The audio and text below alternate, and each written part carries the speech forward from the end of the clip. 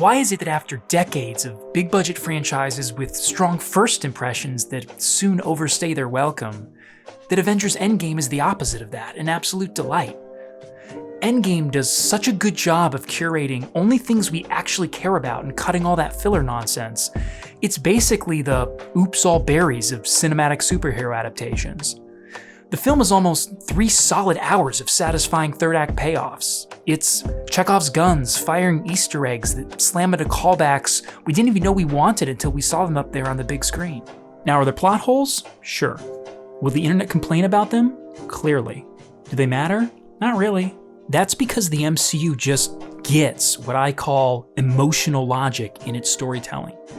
There's a poetry that speaks to our hearts in watching the man who only cared about himself sacrificing himself in order to save the universe, or in watching the knight in shining armor who's come unstuck in time being able to travel back in time to be with his lost love. Again, it's like poetry, so if they rhyme. No, not that kind of poetry, George. I don't know if this is a controversial opinion or not, but I think this idea of emotional logic actually has a lot to do with how we feel about movie plot holes. Specifically, I think that when plot holes stick out to us in these big Hollywood films, it's mostly because we aren't buying the emotional arcs of the characters in the stories. Because when you stick the landing on the parts that matter as hard as Endgame does, all its pop psychobabble plot points can be as indecipherable as verse lyrics on a Nirvana single, and it doesn't matter, they just fade into the background. Which is fortunate for Avengers Endgame, since by its own logic, it's bullshit? No, Paul. Endgame is not bullshit. Endgame is an amazing movie that happens to be filled with a bunch of bullshit. For example, when Professor Hulk travels back to 2012 New York, the Ancient warns him that any changes in the past will create branching realities and unforeseen consequences. As a result, the whole point of the good guy's plan is to return the Infinity Stones at the exact point in time when they took them so that nothing changes in the past, therefore no time paradoxes and/or alternate realities. Which begs the question, why does literally nothing happen when Cap alters the timeline and stays behind in the past to marry Peggy Carter? Again, because the emotional logic of Marvel storytelling is so strong, I bet you most audiences didn't even notice that was a plot hole to begin with. But hey, let's fix it because it's actually pretty easy.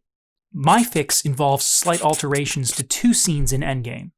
The first change is that during the scene where Steve accidentally discovers himself in Peggy's office back in the 70s, I think they should find a moment to tease the name of Peggy's unnamed husband somewhere in her office.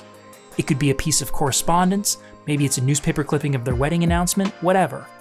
If you recall, in The Winter Soldier, we learned that Peggy eventually married some unnamed schlub instead of Steve as some sort of sad, presumably far less beautifully budded consolation prize.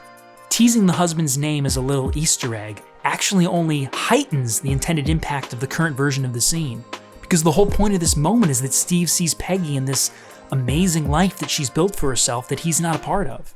And then, the second change is during the final scene of the film, when Peggy and Steve are reunited. Rather than the immediate cut we get when we get to the window frame, I want to continue that shot through the window. Before we get to Peggy and Steve, I want a moment where we linger on the dining room table where Steve has set down his wallet. And I want that wallet to be open to the driver's license he's created for his new identity, since he obviously can't be Steve Rogers anymore. And I want the fictitious name on that driver's license to be the same name we saw in Peggy's office during the 70s.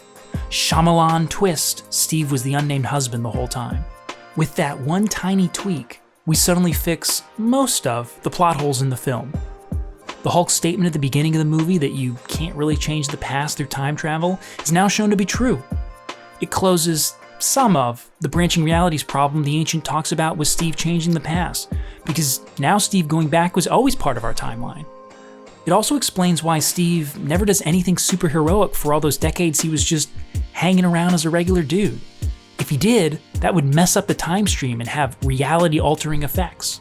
But even more important to me than these plot-holy problems, I think this tweak actually improves the emotional logic of the film.